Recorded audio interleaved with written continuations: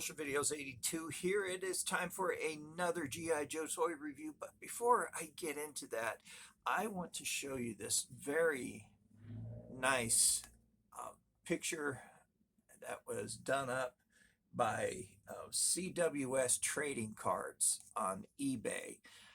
This is an 8x10 portrait done on a very nice card stock, which I'll keep displayed up behind me. I'll eventually get a frame for this, but I wanted to show you guys this and share this gentleman's eBay page. It is CWS Trading Cards. And I'll put that right down in the bottom of the screen here. So you go over to eBay and check them out. These are very inexpensive. I think they're around $5.95. Real nice guy to work with. I had no problem with the transaction, and like I said, this is pretty good quality. I never had the box for the Terror Drome, and the box being as big as it was, I'm sure my mother wouldn't have let us keep it anyway. It's like Castle Grayskull and Snake Mountain, Fright Zone, all those big play sets that we had. Those boxes got thrown out, with very little thought of them being valuable. So this is the next to the best thing. It makes some very nice wall art. So go ahead, check that guy's page out if you're interested in this. I'll use it as my backdrop for the review as well. Today we're going to be looking at the 1988 Tiger Force Roadblock, or Roadblock version 2, in conjunction with my theme for this month, Joe's, that I received for Christmas. And this will be the last installation of that before the Christmas holiday. I will be doing another video where I will be reading The Night Before Christmas. So something to get the whole family together for if you want to do so. So let's go ahead and refer over to yojo.com for his information. I don't have his file card or card back, so sadly I cannot read that file card or share it with you. I had moved a bunch of stuff around and misplaced his file card. I know it's in a box, so I know it's in the house somewhere. So Roadblock version 3 was released in 1988. He was sold in 89 and he was discontinued 1990. He is commonly known as Tiger Force Roadblock. He came with a bunch of accessories, and I'll share those with you, and I'll pull up his card back here for you in a moment. His file name was Hinton Marvin F. He was a grade E5, which was a sergeant. He is from Biloxi, Mississippi. Primary military specialty, heavy machine gunner. Secondary specialty, cook. Well, that was actually brought up in the Pyramid of Darkness, I believe it was, a 5-part miniseries where Roadblock had mentioned that he was a gourmet chef, because he was on a food truck that Cobra Commander had stolen, and the driver and owner of that truck was Honda Lou. So she ended up helping Roadblock get into the Cobra Fortress and wreak a little bit of havoc. So it's reading here in the middle paragraph, Roadblock's dream was to be a gourmet chef. He was working as a bouncer to earn money to attend the Escoffier School in France, when a recruiter convinced him that the army could train him just as well. At boot camp, Roadblock found army menus and prepared techniques too appealing. He remained steadfast in his goal to be a chef, but as the same time developed a new skill, being a heavy machine gunner. He was selected by Tiger Force because of his ability to operate a heavy machine gun. Huh. I would think that would be a pre-qualifier and not worth mentioning. He became a heavy machine gunner because he could operate it. Okay. In addition, he could transform ample K rations a into gourmet delicacies. And it reads in a quote, a 50 caliber Browning weighs 84 pounds. Add 50 pounds for ammunition. That's around 134 pounds of steel, generating 2,930 foot pounds per second in muzzle velocity and a cycle rate of 580 RPMs, 580 rounds per minute. That is pretty fast. And he would have an awesome machine gun. Anybody who could handle it doesn't need a machine gun to keep me away. Okay. That file card isn't as exciting as others can be, but that is just my opinion. Of let's see, I'm trying to find his original retail price was around $2.85. It wasn't sadly listed on eBay or on yojo.com for this one, but just my educated guess after years of doing this, I've found that to be the general price for a lot of these for a lot of action figures for their time. Okay, so let's go ahead and get into the review. This roadblock I had received that year for Christmas in 1988.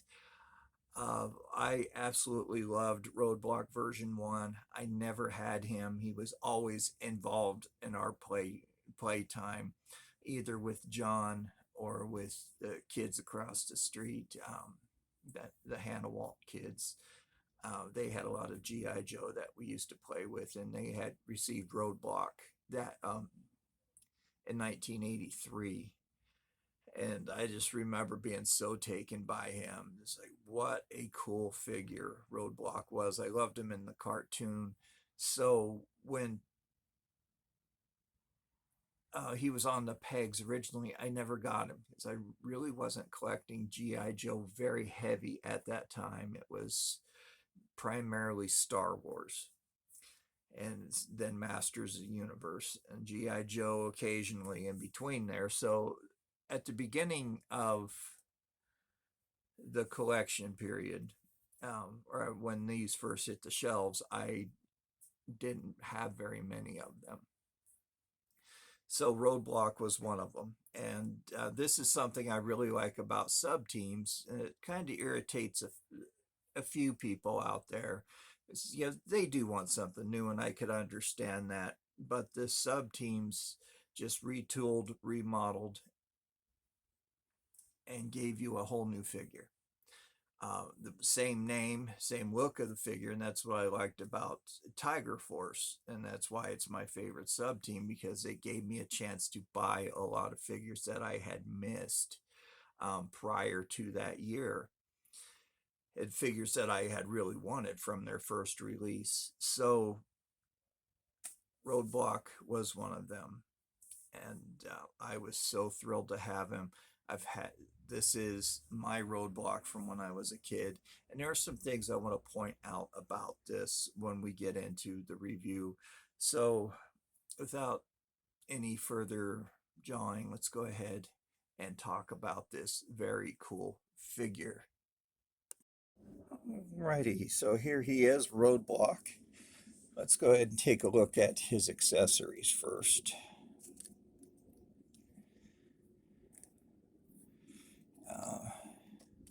One of my most favorite accessories is the most mundane out of all of them.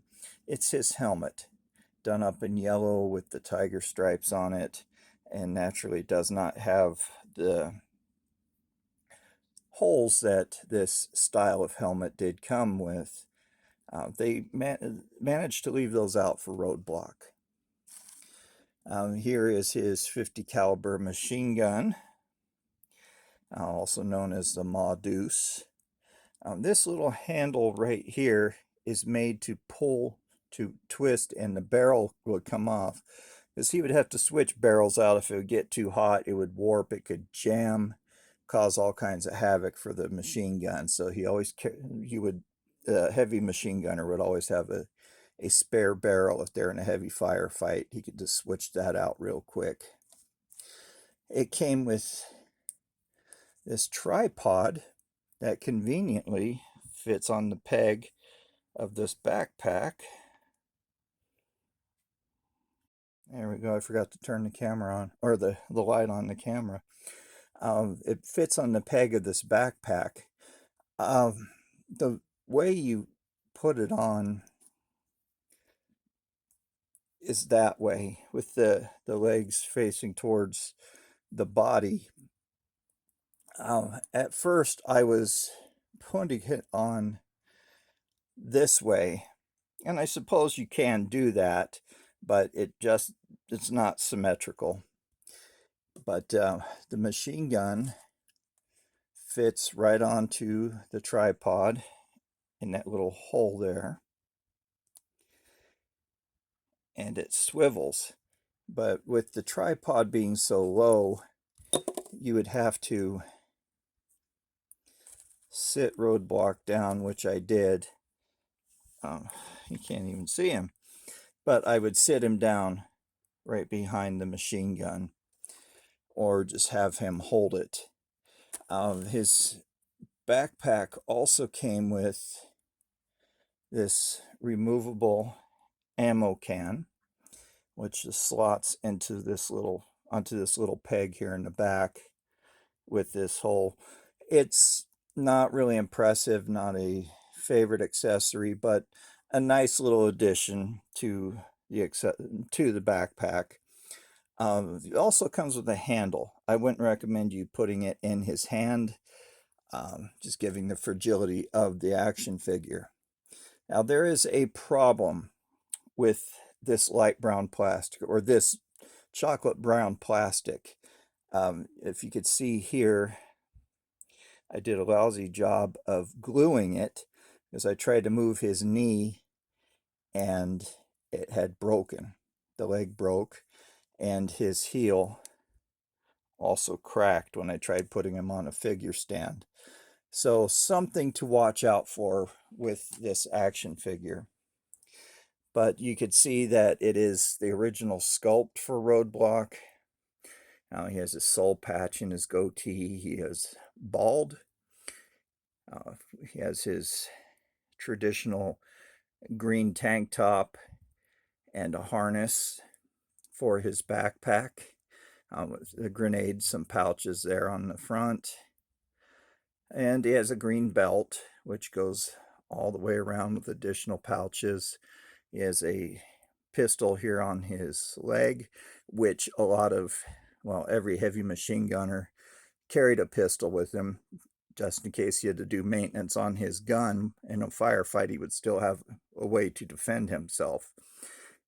And he came with a knife, gray combat boots, and brown tiger stripe pants. Very nice action figure. I don't think I've had his helmet off since I put it on him in 1988. But great memories for this guy. Very fond memories of that Christmas. It was a very good Christmas for us that year. Okay, so let me pull up the pictures of his file card for you, which I forgot to do. There's only one version of the file card, so let me pull that up for you, or the card back, I should say, and let you guys see what that's all about. So, not too bad of a card back. It's actually a copy of the original. They just redid the artwork, to make it Tiger Force, and you can see on the back on the left hand side, it had all the Tiger Force figures and all the standard action figures that were being run during that post year and that same year, because it's a blend of 87 and 88. So let's go ahead and get into my favorite segment, Byron's Gripes. For those of you just joining, thank you very much for tuning in. Please hit that subscribe button, as I will be holding a giveaway when I reach 600 subscribers, and it will be one of these classified series RAM and Breaker. So 600 subscribers, I'll hold that giveaway. I do Byron's Gripes not as a way to pick on eBay or the sellers. I do it as a way of education and entertainment. If you are just starting off in collecting, I found it very helpful to have somebody to rely on when I started on what price is good for this action figure and what price isn't. So I started doing this segment to help you guys out, to give you an idea. Of course, everybody's budget is different. I'm a bit of a tightwad when it comes to buying things for myself. So what I think is a good deal may not, or may be a very good deal for you. So let's go ahead and take a look at what's going on here. I very seldom quote auction prices because they're fluid. They're always going up unless an auction had just ended and the final price on that particular item. Then I'll quote that. But let's see here. We're looking at 100% complete, $35. That's pretty standard right now, sadly, guys, especially for sub teams. For some reason, even though they were run for 2 years, it just tacks a few extra dollars on them. For his tripod, $9.99 or best offer. Just recently, I've been getting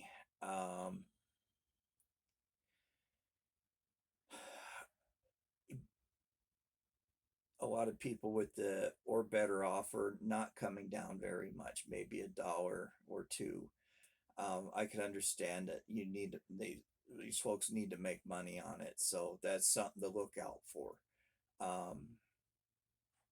Just negotiating with people on these prices. Here is one. They actually have it dated 1984, but this is 1988, but the date stamp still reads 1984 because they use the 84 mold. $44.88 free shipping. That comes with a file card, so I'll go ahead and throw that up there with deal of the day. Here's another one, complete with a file card, $40 or best offer, but that's $9.95 in shipping, and that's a little bit high on shipping. Here's one, bare bones, absolutely no accessories, $14.99. I'll put that up with deal of the day because you might want to spare one just in case his legs break. Please, I can't reiterate that enough. His legs are very delicate, just through age and play. I took really good care of my toys, but just the aging of the plastic, some of it doesn't age well. Here's another bare bones, no accessories, $22.45. Again, I'll put that up on high end of okay. But so far $14.99 is deal of the day. It's machine gun, $10.95 or $10.99. Here's another one, complete, $49.99. If you see one with a green machine gun, that is wrong. That is version 1's machine gun. Something I failed to point out, and I am sorry. Version 2, his machine gun is gray. Here's another one, complete, $75. I don't think so. Here's bare bones, no accessories at all, $19.99 or better offer. Okay, deal of the day. His helmet, $10.99. Another one complete, $39.99, $64.95 complete with file card. Here's one with just the backpack, $22. Another one, no accessories, $16. Here's one with a cut card back and the file card, $24 or better offer. That's pretty high if you want my honest opinion about that one. Here's another one. It's missing a lot of the accessories. He just has the machine gun and part of the backpack, $21.60. Here's one, no accessories, $20. Here's another. Here's a guy selling Tiger Force ROADBLOCK backpack, $14.90. But the green backpack is the one that goes with Tiger Force.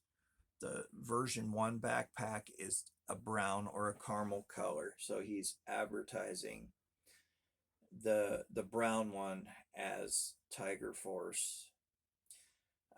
Two more bare bones, $17.41 and $21.99.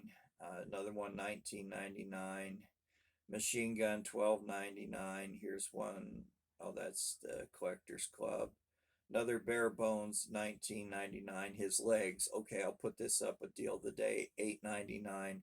Buy an extra set of legs, because that is what I found to be the fragile part, were his legs. Another bare bones, $22.99. Another complete one, $39.99.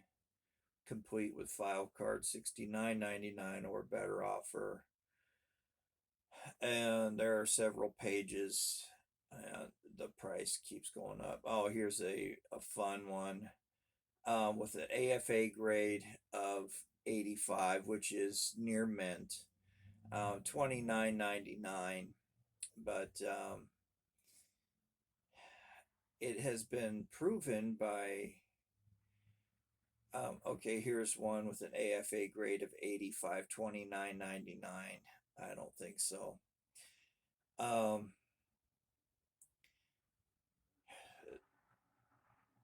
It has been proven by another YouTuber, Tony. I fail to forget what his channel is. He's from Great Britain. But anyway, he had a hypothesis about AFA grading. I'm not saying his company's bad or anything. I don't deal with AFA stuff. But he had a Skeletor, which he had graded AFA. It came back as an 85. He broke open that case. Now, mind you, it costs about $100 to have a toy appraised. So he broke open that case, sent in that same toy to have it graded again, and it came back with a different grade. Toy Ploy is the name of his channel. And it came back with a different grade. It was the same action figure. So it's kind of loosely interpreted as to who was looking at that, who was the appraiser making that assessment. So there's no real set thing, and it's a little bit flawed, but an AFA grade, it is a good company, it's a reputable company, and it is accepted in the collectors community. So I'm not saying that they're wrong for, not having a correct, giving a separate grade. It's just human error. It's all depends on who's looking at it. Beauty is in the eye of the beholder kind of thing. So AFA grading is fine. It adds more value to your toy, certainly, but I just don't put much stock in it. So there are several pages of this roadblock, which certainly does not make him rare, but he is selling for rare prices, because vintage toys are hot right now, and the dome that goes up over the big price dome is getting higher and higher. So the ceiling of it, we're going to be seeing even higher prices. And sadly, eventually the bottom of the market's going to fall out. And hopefully it won't be like Beanie Babies, where suddenly, we have one that's worth hundreds of dollars and now it's absolutely worthless. I don't know if that will ever happen with a lot of collectibles, but that's just an example of what could happen if the bottom fell out of the market. And I remember back in the 90s, I would get complete Joes for like $10, depending on the action figure. But now it's, a lot of people from born in the 70s, 80s are starting to collect this to embrace something from their childhood. So anyway, guys, that is my review of Roadblock version 2, aka Tiger Force Roadblock, and the last installment of Joe's I received for Christmas. So, you guys, you take care, stay safe out there. Remember the Triple S, safety, sanitize, 6 feet, wear your masks where mandated. If you're vaccinated, thank you so very much for making my job much easier and the life of a lot of people much easier, especially your own. But if you're not vaccinated, please talk to your doctor and your family about getting vaccinated. I've had all 3 of mine, had the initial 2, and then I had the booster. And the booster wasn't as bad as the initial because I already had the antibodies built up. So if people say, oh, the vaccine makes you sick, no, it doesn't. That's your body's reaction to a foreign invader. It's a weakened strain of the coronavirus. It goes, or the antibodies, I should say, and your body is saying this is unfamiliar, so it attacks it. So yeah, you'll have a fever, you'll have body aches, the injection site will be sore, you'll be fatigued. And the second one, for me, was worse than the first, because I was very tired, and for about a day and a half, and I had chills at that night, and those lasted for a few hours, and then I was done. And the second one, I just had some fatigue, or the third one, I had some fatigue. So everybody reacts differently to these, but I do encourage you to get vaccinated. That's the only way we're going to stomp out this pandemic, and we're going into the 3rd year of it. And I'm seeing more and more people surviving it, but the ones that are getting it are the ones that are not vaccinated yet. So it's completely up to you. Please consult your doctor about it. If you have questions, look at the CDC website. Don't trust what you see or hear on social media.